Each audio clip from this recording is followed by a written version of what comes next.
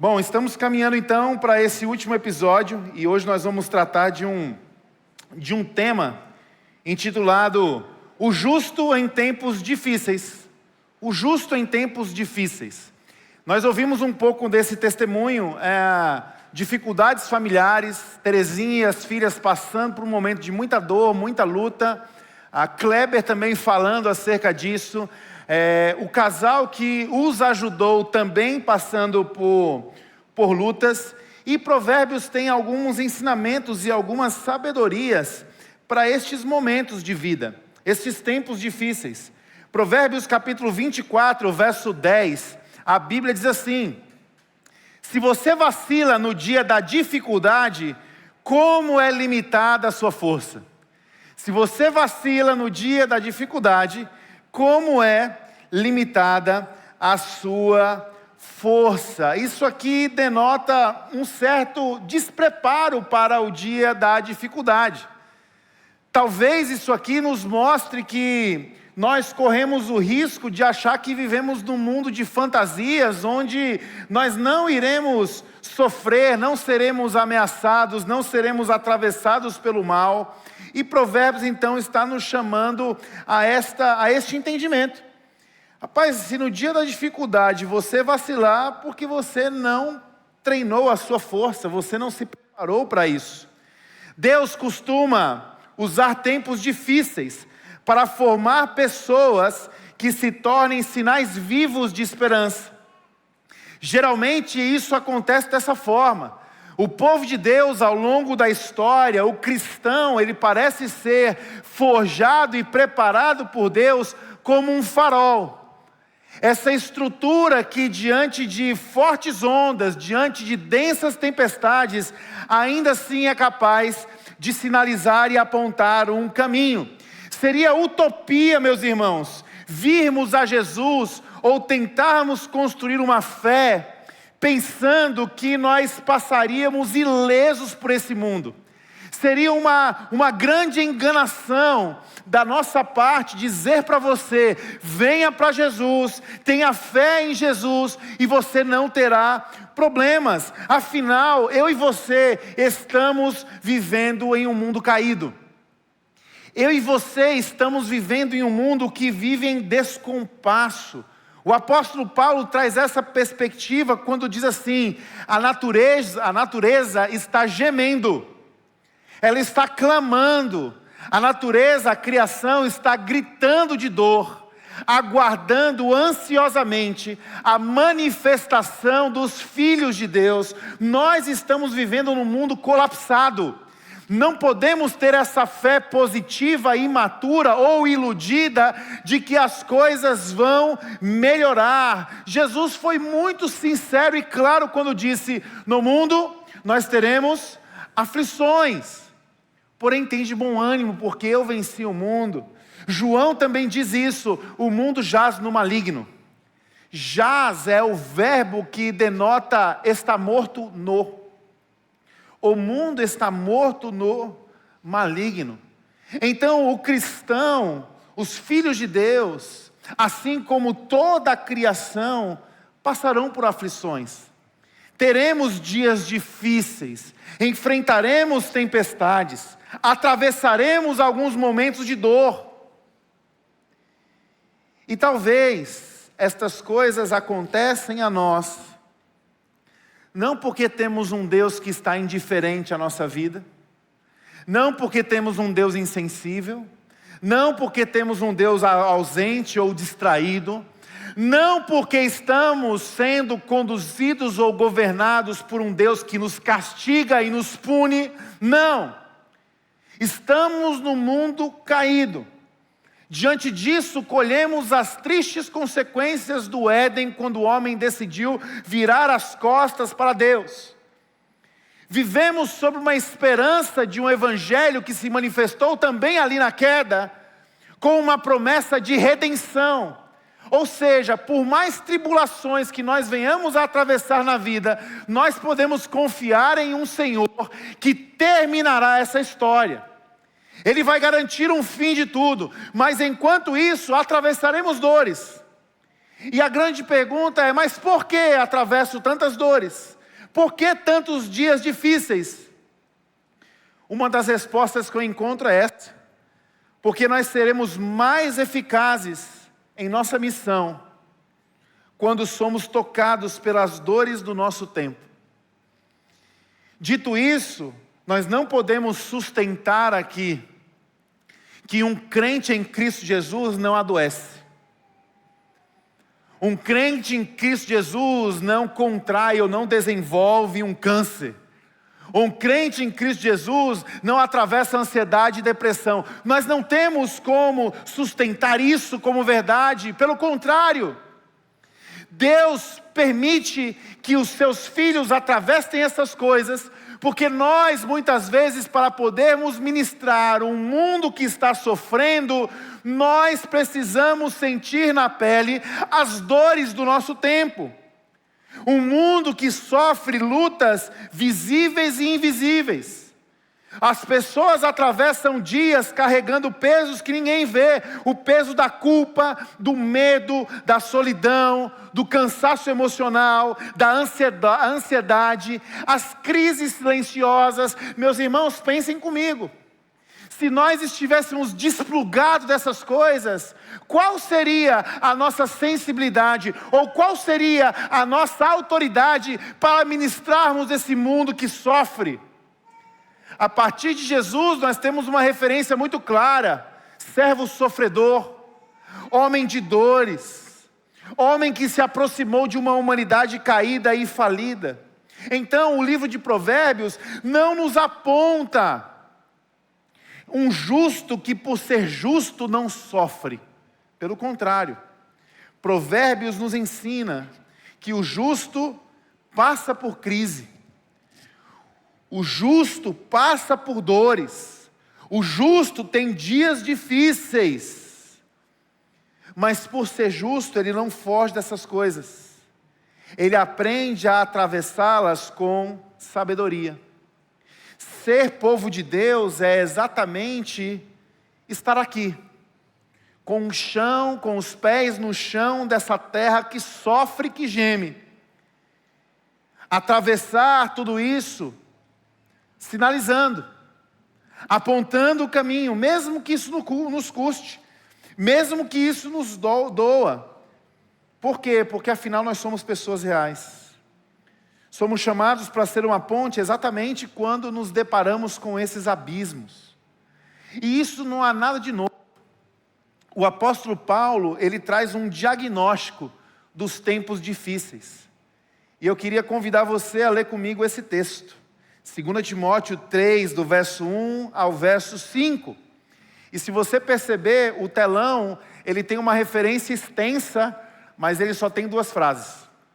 E ele tem 3 pontinhos. Por que ele tem 2 frases e 3 pontinhos?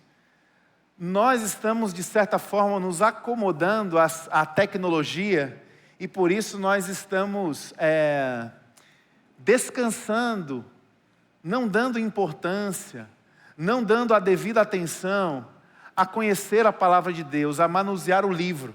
Nada contra você ter um celular e acessar a sua Bíblia através do celular, mas você já parou para pensar o quanto nós estamos caminhando para uma certa intangibilidade? A tecnologia parece que está nos desplugando cada vez mais de uma vida real, e falar de sofrimento se torna ainda mais difícil, porque quando nós corremos para aquilo que é intangível, aquilo que é virtual, o virtual está nos oferecendo toda hora uma vida perfeita, uma vida feliz, uma vida sem problema, uma vida que nós devemos desejar a todo tempo. E essa vida que nós olhamos no ambiente virtual, ela nunca se equipara à nossa vida real. E assim nós começamos a viver numa cultura de muita escassez.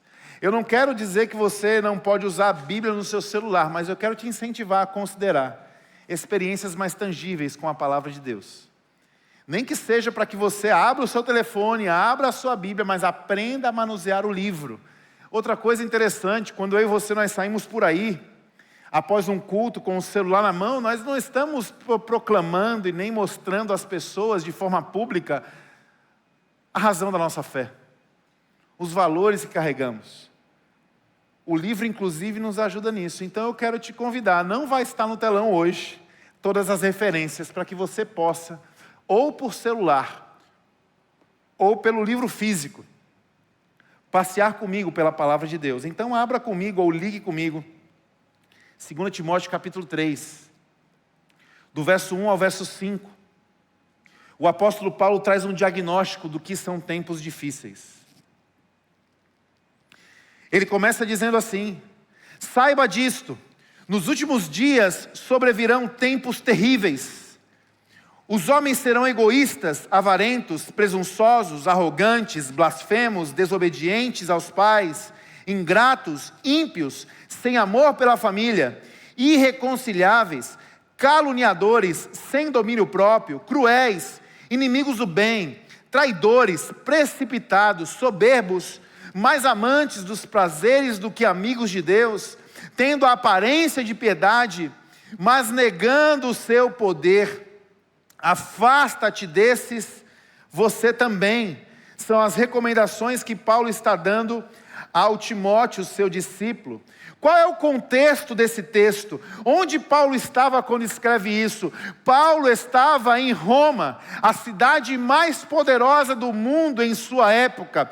Paulo está ali diante de uma situação que aconteceu em 64 depois de Cristo. O grande incêndio em Roma. E o imperador Nero, ele culpa os cristãos pelo incêndio. O que desencadeia ali uma perseguição brutal, violência sem medida, a tal ponto que falta naquele período, falta madeira em Roma por causa do número de crucificações. Foi nesse período também que Roma adota uma nova forma de extermínio. Não somente a crucificação, mas colocar os cristãos em estacas, cobri-los de piche e atear em fogo. Os cristãos, morrendo como mártir em Roma, estavam servindo para iluminar a cidade. Paulo não estava fazendo nenhum tipo de alarmismo, ele estava dando um diagnóstico espiritual dos dias, dos seus dias e dos nossos dias. A palavra do grego difícil, ela denota violência. Algo feroz estava acontecendo, algo fora do controle estava acontecendo. É a mesma palavra que classificava aqueles endemoniados de Gadara.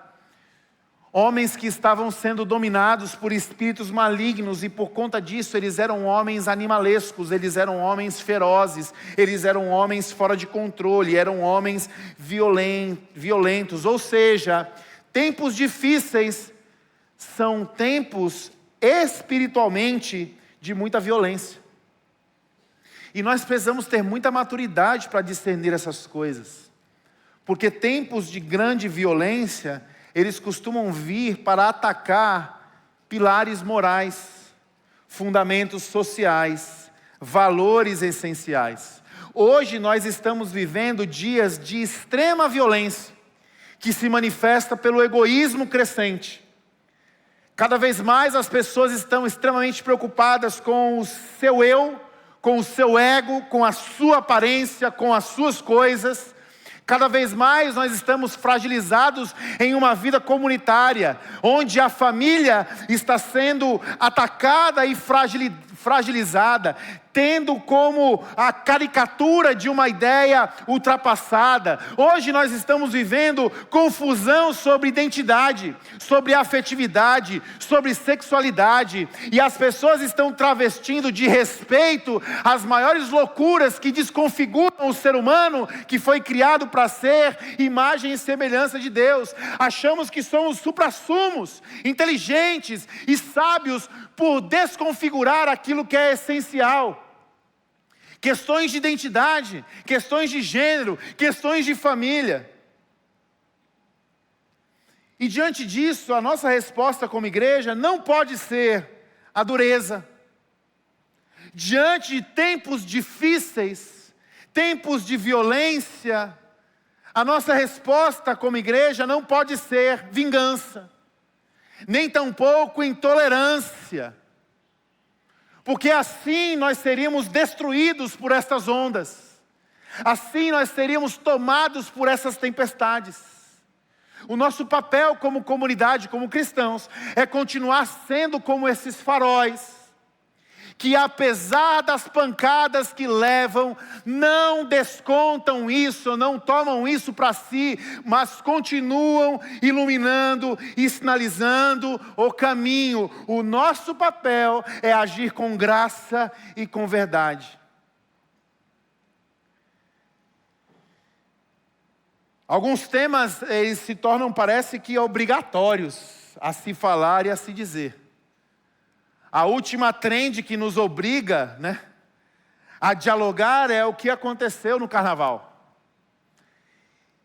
Não demora muito. Pastor, e agora? Qual é a sua posição? O que vamos fazer como igreja? O senhor viu o que aconteceu no carnaval? Deixa eu lhe dizer uma coisa. O que aconteceu nesse carnaval não aconteceu a primeira vez e não será também a última vez.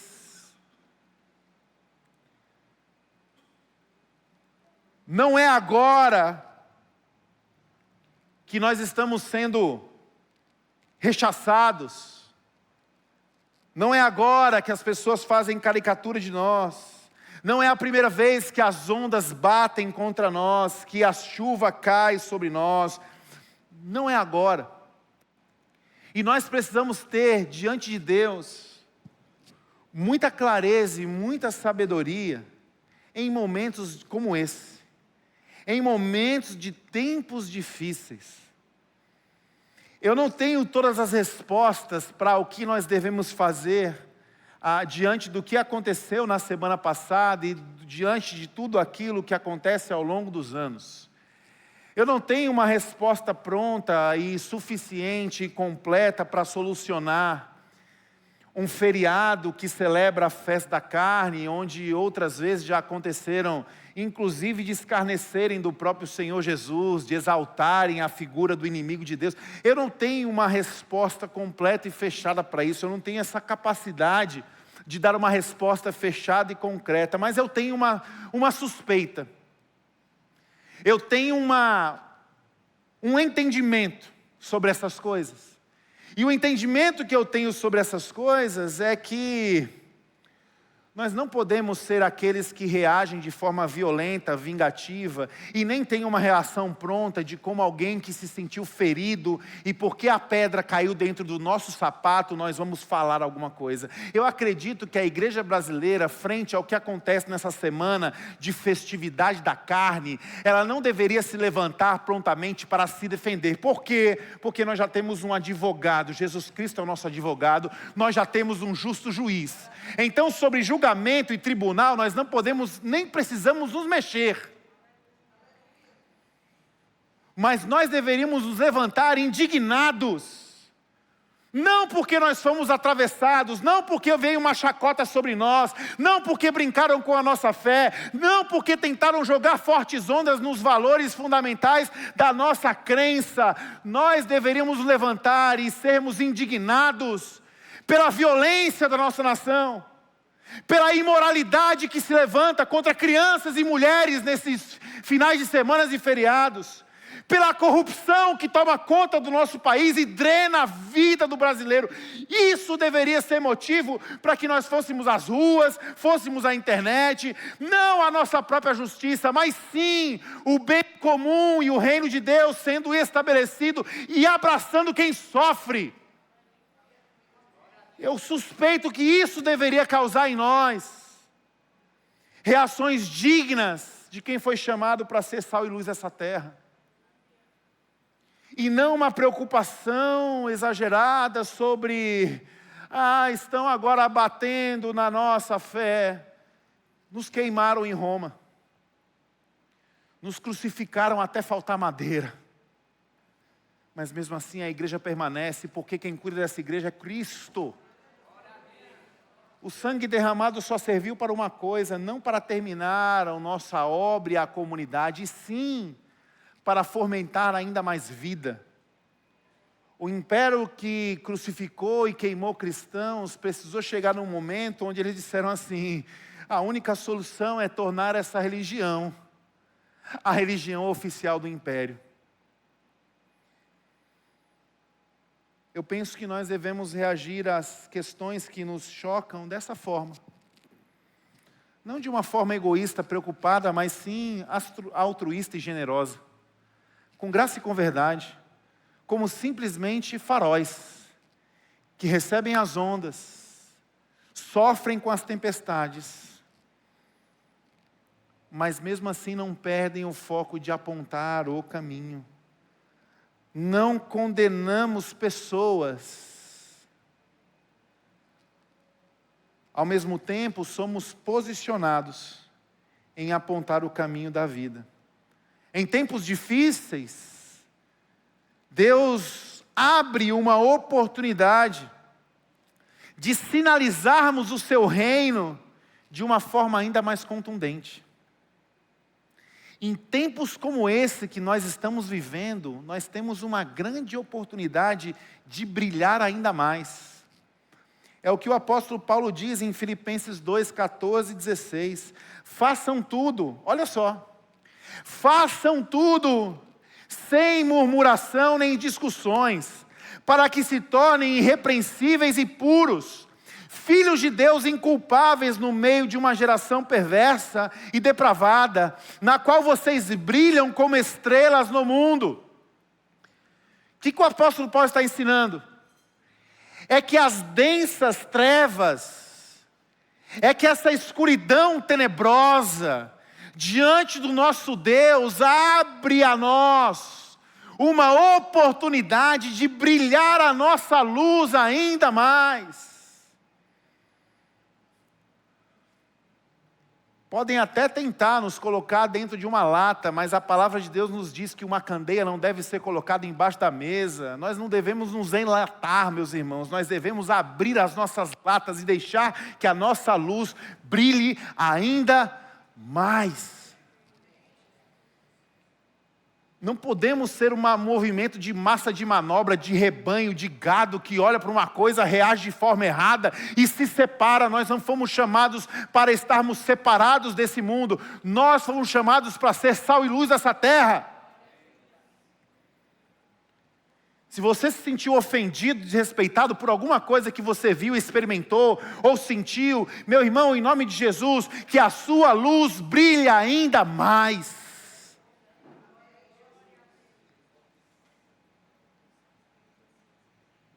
Apegando-se firmemente à palavra da vida, assim no dia de Cristo eu exultarei de não ter corrido nem me esforçado inutilmente.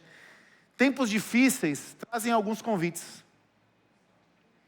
As dores desse mundo trazem alguns convites.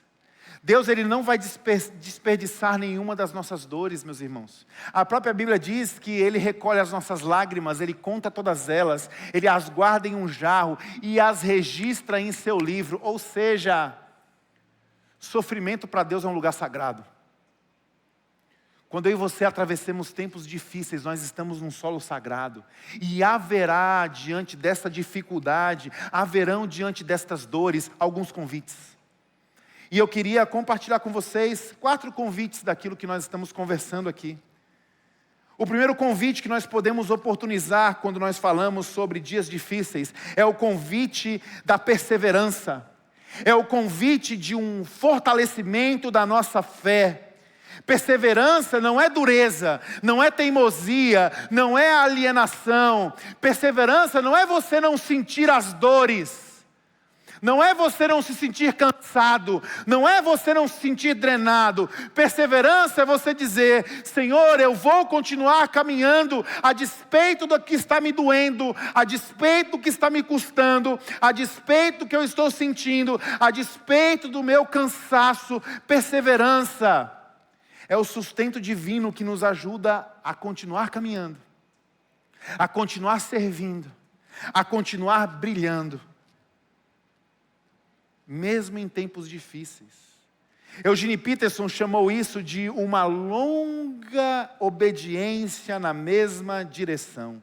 uma longa obediência na mesma direção. Pense comigo, nos momentos onde tudo está dando certo, primeira coisa, reflita isso comigo, nos momentos de grande alegria, eu e você nos deparamos com uma grande alegria. Sabe qual é o nosso comportamento, qual é a nossa tendência, o que gera no nosso coração? Um desejo absurdo de aproveitar e consumir a alegria. Nos momentos de grande alegria, nós consumimos, aproveitamos, desfrutamos, nos satisfazemos e curtimos até a última gota. Mas tem uma máxima no nosso mundo: tudo aquilo que é bom dura pouco, não dura? Você já percebeu como nós muitas vezes idealizamos um bom momento na vida? Trabalhamos, corremos, nos planejamos, mas quando aquele bom momento chega, existe tanta energia em consumir aquele momento, que aquilo acaba tão rapidamente. O gosto daquilo vai embora da boca tão rapidamente. E nós já queremos correr desesperadamente para um novo bom momento.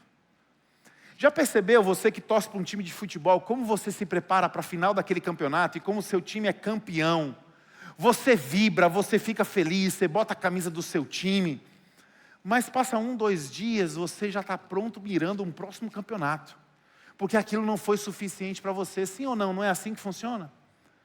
Agora, quando o seu time perde, parece que é uma goteira que cai na sua cabeça dia a dia e você não aguenta, porque essa dor não passa. As dificuldades parece que elas nos acompanham e elas demoram a passar. Por que elas demoram a passar? Porque nos momentos felizes e alegres nós temos a tendência de uma religião mecânica, fria e controlada. Nós temos aqueles momentos quando estamos muito felizes, sabe o que acontece? A oração é no culto, é diante da comida, é para consagrar a conquista. Mas depois eu quero curtir aquilo que está tão bom.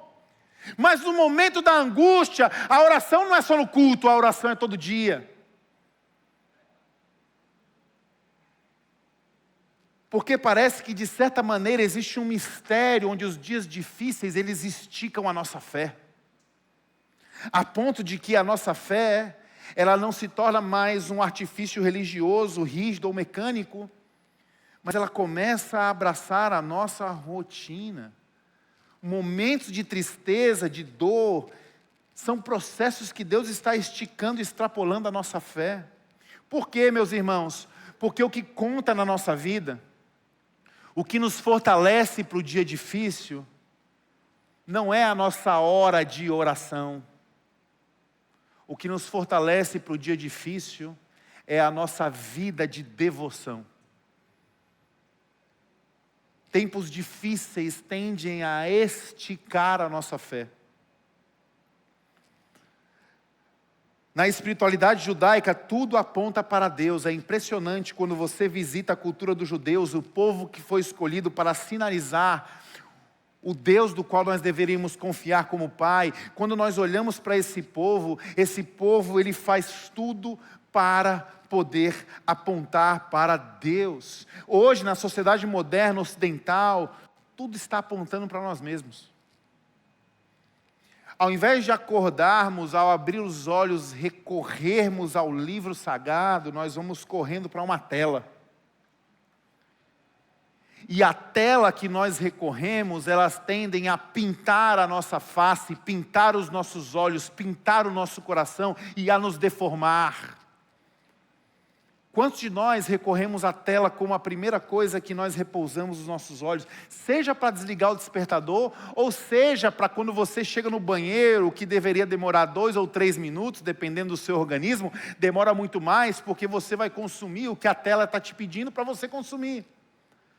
E sabe o que é tela? No fim de tudo, tela é dinheiro. É dinheiro que é gerado por audiência, por engajamento. E existe um algoritmo trabalhando para te despertar, desejo de consumo. E sabe o que geralmente desperta desejo de consumo e engajamento? Não são notícias boas, são notícias ruins. São notícias de violência, são notícias de desespero, são notícias que alimentam o nosso coração de uma mentira de que Deus não está nem aí para ninguém. E se Deus não está nem aí para ninguém, Ele não está nem aí para você. São notícias que reforçam essa mentira de que nós devemos viver na nossa própria força. E quando somos atravessados por dias difíceis, quando não recorremos a esta palavra, mas repousamos a nossa face nessas telas, a nossa cara como uma tela se torna uma cara desesperada. Desesperada por quê? Porque não temos esperança. Não temos palavra de vida eterna. O povo judeu, o povo hebreu, não é à toa. Se você pensar, os judeus, vários ganharam um prêmio Nobel. Hoje nós usamos duas coisas, os dois aplicativos mais utilizados em relação a transporte no mundo foram criados por judeus. O primeiro é o Waze e o segundo é o Uber. Por que esses homens e mulheres ganharam tantos prêmios? Por que criaram tantas coisas? Porque diante de tempos difíceis, eles evocavam sobre si a palavra de Deus. Eu sou povo exclusivo, eu sou povo separado, eu sou povo santo, eu sirvo a um Deus criador, o meu Deus que me criou para fazer coisas maravilhosas, eu estou aqui para manifestar o reino do meu Pai. Esse povo traz sobre si palavras de vida. Duas coisas que o judeu faz na sua pedagogia, que foram mandadas pelo próprio Deus e nós desperdiçamos, não consideramos. A primeira delas, música. No processo de inculcar palavras de vida no coração e na mente, esse povo é um povo que celebra e que faz isso trazendo à memória música. Quais são as músicas que nós temos ouvido ultimamente? Qual é a música que você toca para ser romântico no seu casamento? Eu não tenho nenhuma questão, nenhum problema com ritmo musical, meus irmãos. Mas não é muito complicado pensar que nós trazemos para dentro dos nossos relacionamentos músicas que falam de traição, de imoralidade, de abandono. Músicas que falam de sedução, de enganação, de mentira. Não, pastor, você está sendo radical demais. Não, a palavra de Deus nos mostra que um povo que estava sendo formado segundo a vontade de Deus, na sua pedagogia para inculcar memória, eles tinham música. A outra coisa impressionante, o cheiro. Na preparação do azeite para ser usado nos templos das cerimônias dos judeus, havia ali um perfumista. A fragrância que aquele perfumista fazia deveria ser utilizada somente no templo e não podia ser vendida. Você já parou para pensar, quando você sente um cheiro, como o cheiro e a música te remetem a memórias?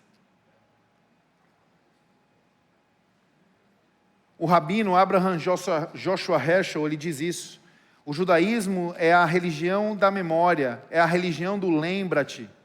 Música e aroma, dois elementos que devemos considerar na pedagogia divina para fortalecermos a nossa memória. Em tempos difíceis, quais são as músicas que você canta? Quais são as músicas que você ouve? Eu me lembro que minha mãe, passando por um câncer, atravessando um câncer, a minha mãe, ela teve que fazer um procedimento, porque ela estava com água no pulmão, ela já estava internada, e ela estava muito temerosa, porque esse procedimento era um procedimento muito dolorido, era uma agulha que atravessava as costas, chegando até o pulmão, para drenar o líquido. Toda vez que alguém entrava no quarto para fazer alguma coisa de rotina do hospital, ela já ficava tensa, achando que era a hora do procedimento. Eu percebendo aquilo com a minha mãe, eu falei, mãe, vamos orar, e nós vamos ter uma experiência aqui. Quando a pessoa chegar, nós vamos cantar uma música especial para a senhora, algum louvor que a senhora ama. E fizemos esse combinado. Quando a enfermeira chegou no quarto para fazer o procedimento, Ela ficou sentada na cama e a enfermeira ia fazer o procedimento através das costas. Eu perguntei, eu posso abraçar minha mãe enquanto você faz o procedimento? Ela disse, sem problema. Eu abracei minha mãe e nós começamos a cantar juntos a música que ela escolheu. Nós só terminamos de cantar a música quando a enfermeira disse, o procedimento foi concluído. Minha mãe não sentiu dor nenhuma. O que você canta nos seus tempos difíceis?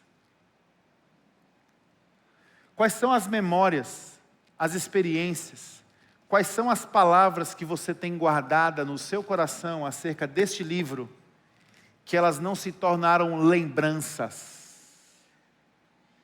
mas você as guardou como memórias?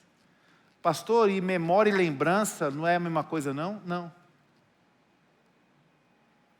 Sabe qual a diferença entre memória e lembrança? Lembrança é algo que você esqueceu e que alguma coisa ou alguém te ajudou a recuperar. Memória não é lembrança, porque você não precisa lembrar daquilo que você jamais esqueceu.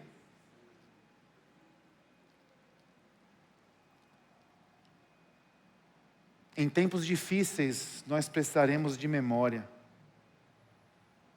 Quais são as práticas que devem ser memoriais? Quais são as disciplinas? Quais são as crenças? Quais são as pessoas que devem ser memoriais, memórias vivas, para que você não venha se isolar no dia difícil? A Bíblia nunca nos chamou para sermos fortes no sentido de sermos completos ou perfeitos. A Bíblia sempre nos chamou para sermos fortes na perspectiva de que seremos quando não estamos sozinhos. A segunda coisa, dias difíceis, são convite à confiança. Provérbios 3, do 5 ao 6, diz, confia no Senhor de todo o seu coração. A fé não é uma anestesia espiritual, é confiança ativa em meio à realidade complexa na qual vivemos. John Piper diz, a fé é descansar em Deus quando tudo ao redor exige controle.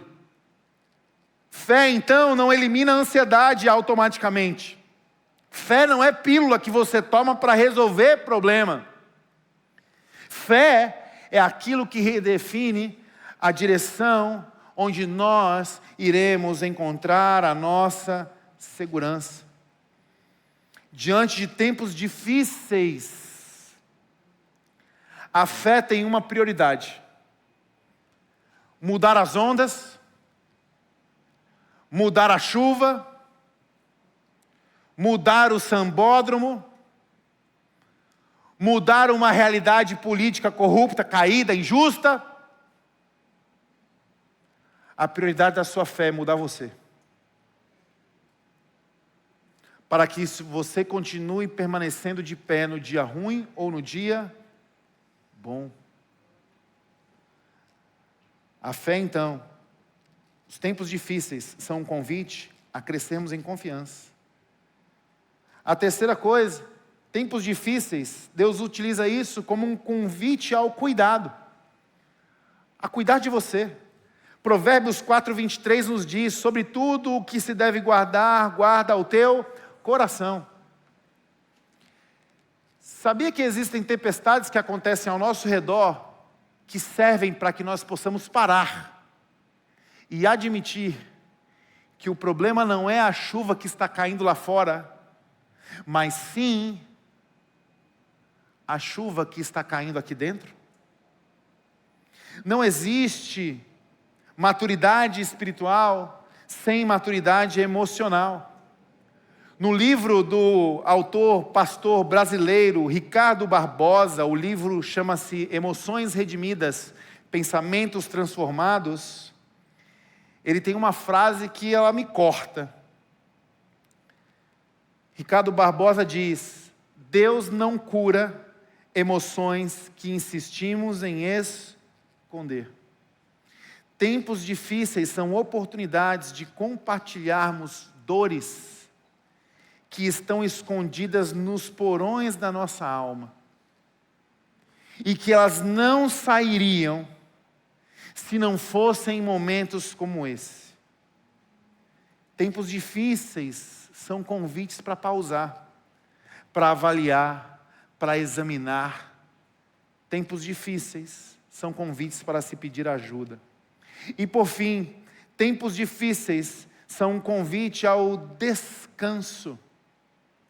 Aqui nós temos um texto em Provérbios bem complicado e complexo. Provérbios 30, verso 8 e 9.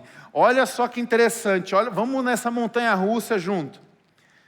Mantém longe de mim a falsidade e a mentira. Amém, gente?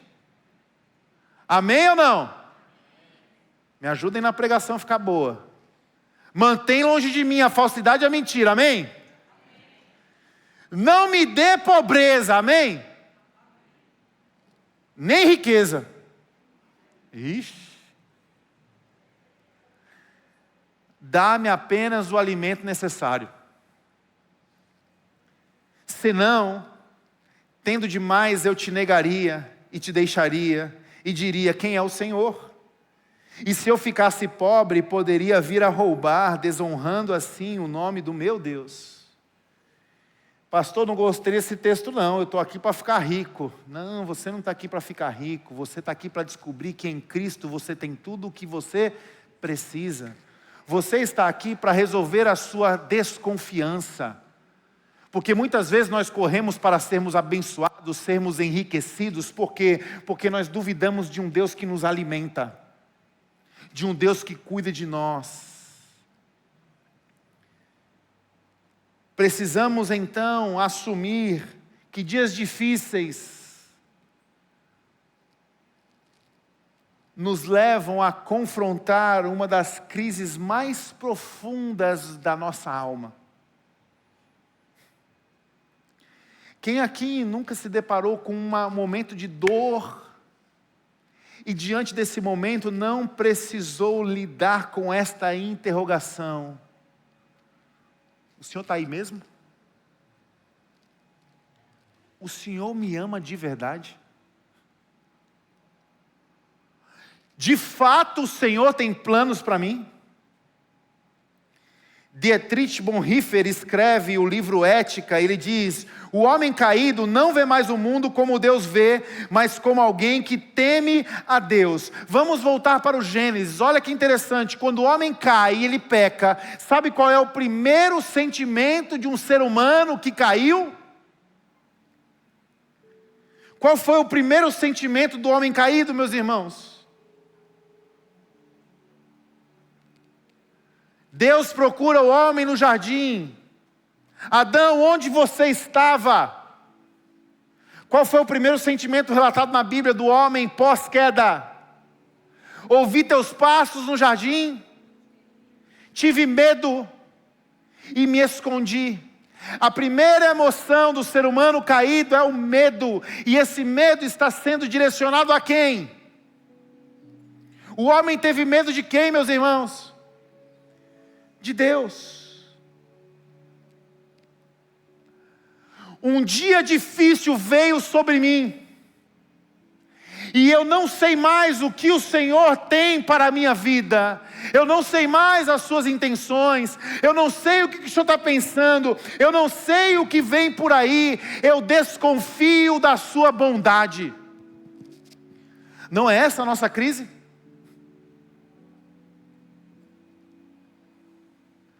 Corremos para a religião, para o moralismo, tentamos fazer tudo certinho. O fundamentalismo religioso faz tudo certinho para tentar garantir alguma coisa de um Deus que você desconfia.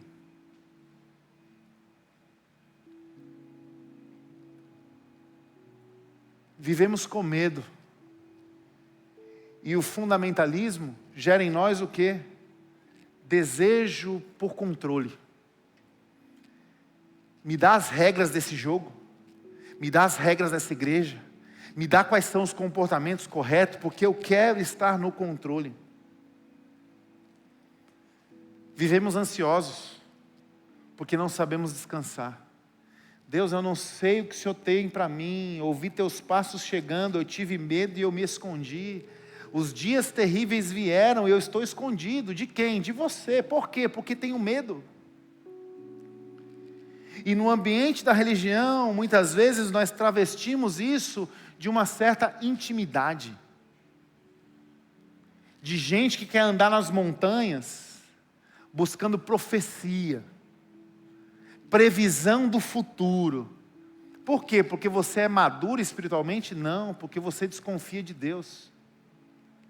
E você sai correndo atrás de palavras para que você possa ter a mínima previsibilidade do jogo.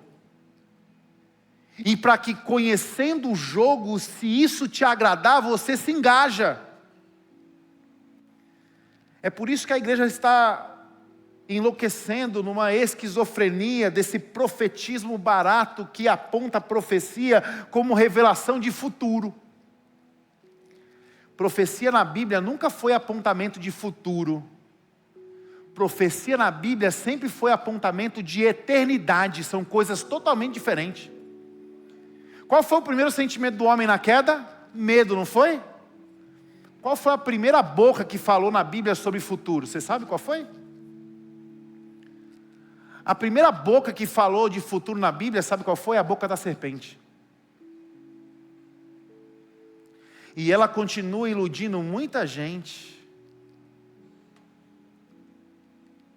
que não consegue resolver o medo de Deus e vive com Deus uma desconfiança e se apega a eventos esotéricos para tentar resolver uma crise de confiança.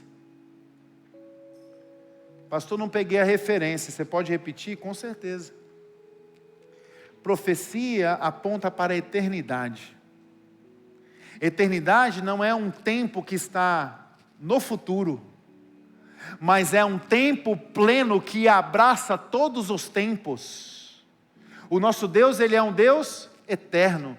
Ele está no ontem, Ele está no hoje e Ele está no amanhã. Ele não é um Deus futuro, Ele é um Deus eterno. Ele está em todo tempo, Ele está em todo lugar. A profecia então que aponta para a eternidade, ela não é a que aponta para o futuro, que te deixa ansioso. Ai, acabei de receber uma profecia que eu vou ser um missionário. Você quer saber se essa profecia é de Deus para a sua vida? Ela precisa apontar para uma eternidade. E na eternidade não existe somente futuro. Eternidade abraça todos os tempos. Ou seja, se alguém te disse, eis que te digo, tu serás missionário. Sabe quando é que começa o seu tempo de missionário? Agora. Pastor, ano eleitoral, estou achando que Deus está me chamando para ser vereador. Um cristão não se torna vereador quando ele ganha na urna. O cristão se torna vereador quando ele recebe essa palavra no hoje. E sem ser vereador, ele já age como tal. Você acha que José foi governador do Egito quando? Quando votaram em José? Foi? Não, não. Ele já era governador do Egito na cadeia. A questão foi só um reconhecimento daquilo que ele já era. Por quê? Porque tudo que Deus tem preparado para nós, Deus já nos está nos entregando isso hoje. Pastor, eu tenho um chamado pastoral. Amém. Você quer saber se você tem um chamado pastoral? Essa não deve ser uma profecia do futuro. Comece a viver como um pastor. Porque as profecias bíblicas apontam para a eternidade abraça todos os tempos. Tempos difíceis nos convidam a confrontar o nosso maior problema com Deus, a nossa maior crise com Deus. E essa crise, meus irmãos, ela não é moral. A nossa crise com Deus não é porque a gente está matando, está roubando, está mentindo, está invejando, está adulterando. Não, a nossa crise, ela é a crise da desconfiança.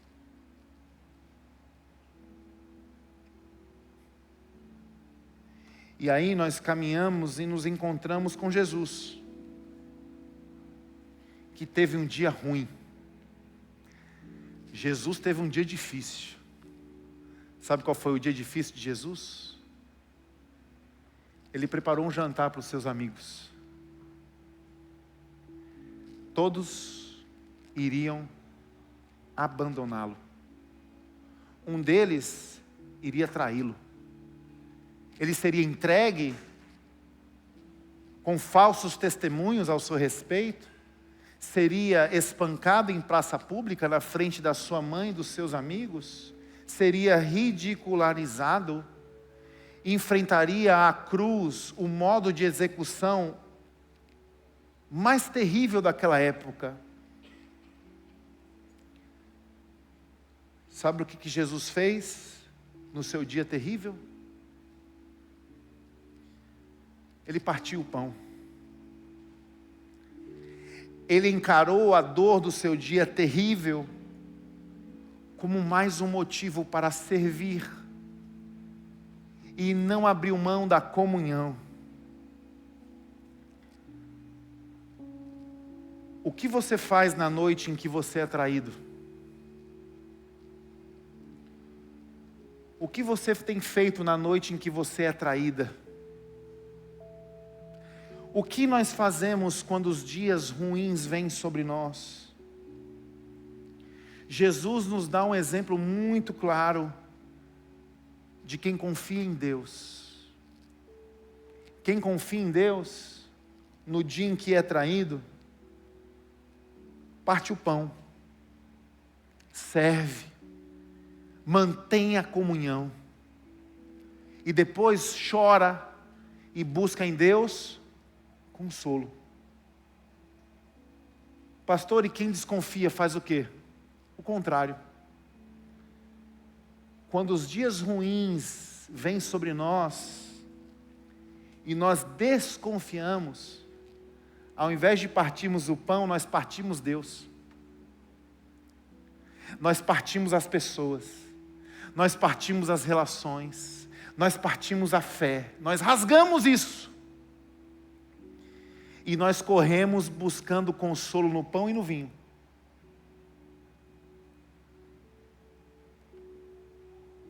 Precisamos nos arrepender dessa natureza, meus irmãos.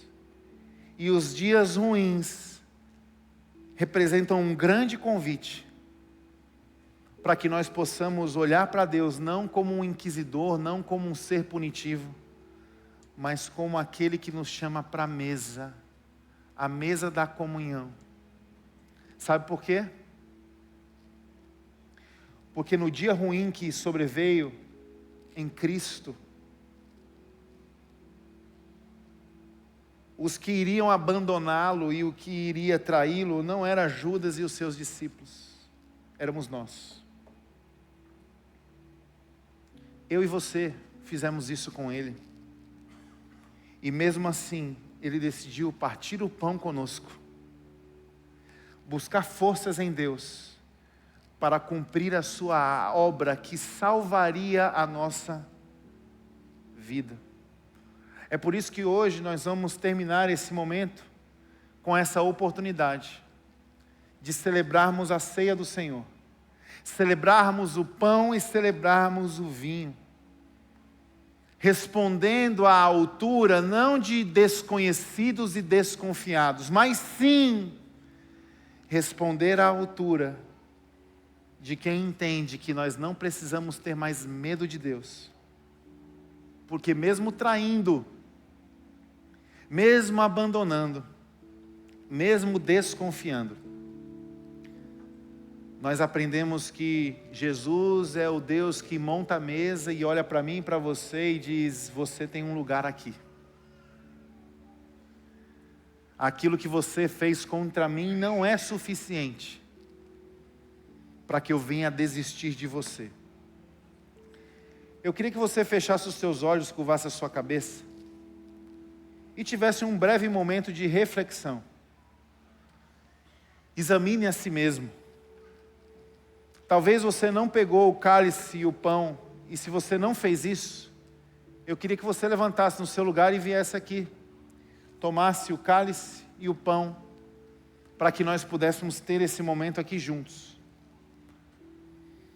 O apóstolo Paulo nos diz que nós deveríamos examinar a nós mesmos para esse momento. E o exame não é na intenção de reprovar, excluir, descartar. O exame é o entendimento de que nós podemos vir à mesa como estamos.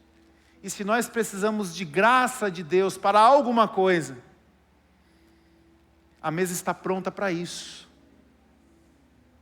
Pastor, eu sou essa pessoa que tenho medo, que desconfio de Deus, que estou no arbusto dizendo, eu estou escondido porque eu tenho medo, eu não sei o que o Senhor vai fazer comigo.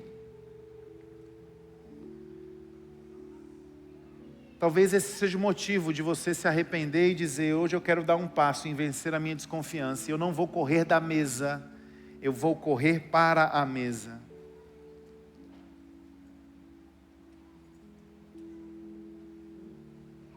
Porque na mesa do Senhor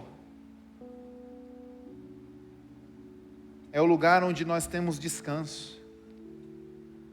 Porque o pão repartido por Jesus, ele simboliza essa perseverança, que não é sustentada pela nossa força, mas é pela graça de Deus. O cálice é essa fé que confia mesmo na dor, mesmo sem entender.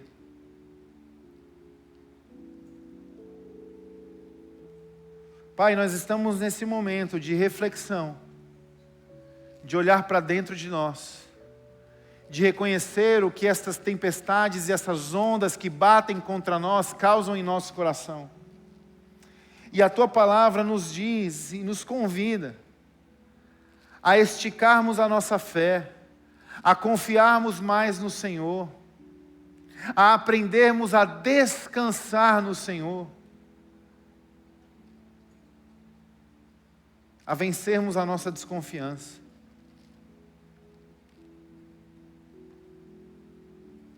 E nós queremos terminar este tempo juntos de comunhão, nos lembrando que na noite que o Senhor foi traído, ao invés de nos rasgar, ao invés de nos partir, o Senhor se entregou por nós.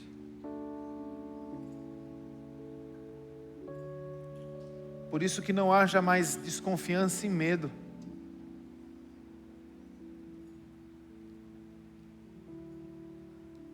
Que o nosso coração seja quebrantado por essa declaração de amor. Que os nossos medos, eles caiam por terra diante do Pai que nós temos.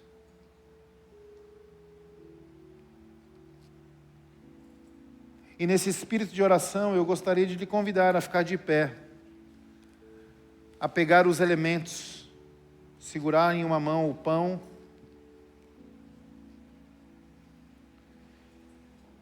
já abrir aí o seu cálice.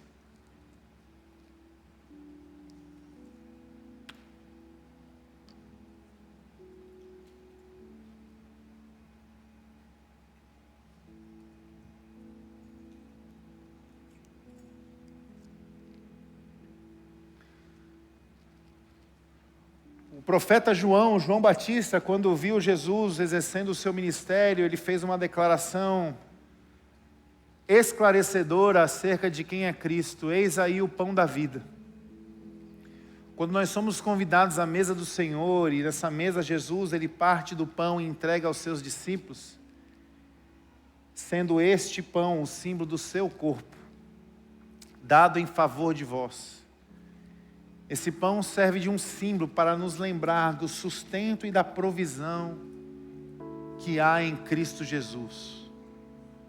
Nós não morremos no deserto, nós não padecemos nos momentos de dor, nós não morremos nas tempestades. Não é a riqueza ou a pobreza que define o dom da vida que está sobre nós, é Cristo, o pão da vida.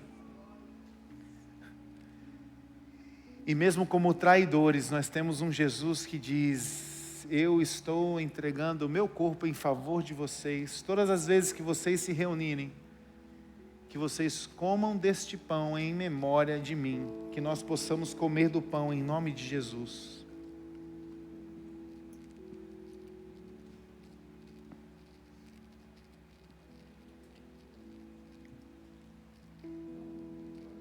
Pai, muito obrigado pela provisão. O pão que representa o sustento, a presença de Deus sobre o teu povo. A promessa de que o Senhor estaria conosco todos os dias. É por isso que nós não podemos separar a ideia do Pai Nosso que estás no céu e do pão nosso de cada dia.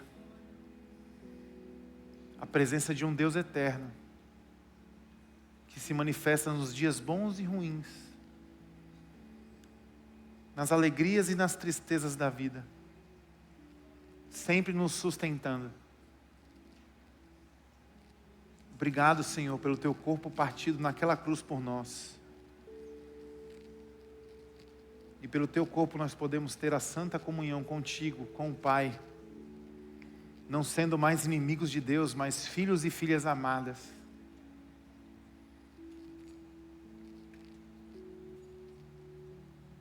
Da mesma forma, Jesus toma do cálice e diz: este é o meu sangue que será vertido por vocês na cruz do Calvário para perdão dos seus pecados. Esta é a nova aliança no meu sangue. Aliança que representa o que o profeta Jeremias disse: haverá um tempo onde ninguém precisará ensinar a lei de Deus para ninguém. Não escreverão mais essa lei em pedras, porque essa lei estará escrita no coração de cada um. Essa é a promessa do Espírito Santo vindo sobre nós como habitação. Somos morada de Deus.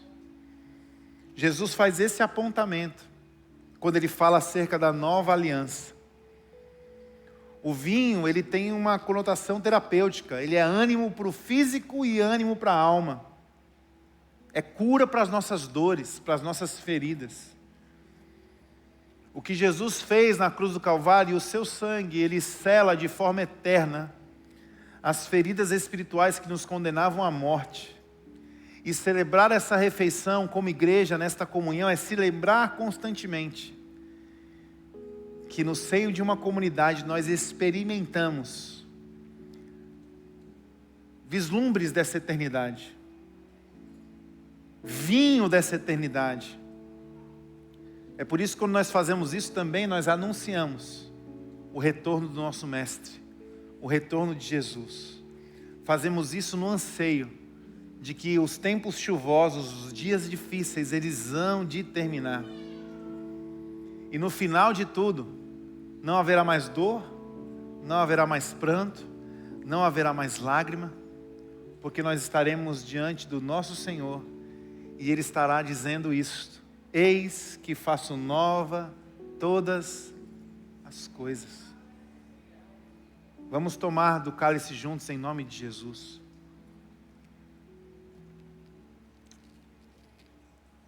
Pai, obrigado pelo perdão de pecados. Obrigado porque somos a habitação do Teu Espírito Santo. Obrigado porque nós somos o povo da aliança. E o Deus que prometeu não é homem para mentir. Obrigado porque assim como Jesus, nós podemos enfrentar dias terríveis e difíceis. Mas isso não representa aquilo que o Senhor está preparando para nós na eternidade. Nós louvamos o Teu nome pela Tua fidelidade sobre nós e pelo Teu cuidado, Senhor. E que a cada dia nós possamos vencer o medo e a desconfiança. E que esses dias terríveis e ruins, dias difíceis, continuem a nos servir, para que sejamos como faróis que apontem o caminho. Usa do Teu povo para isso. É o que nós oramos e assim te pedimos em nome de Jesus. E a ponte diz...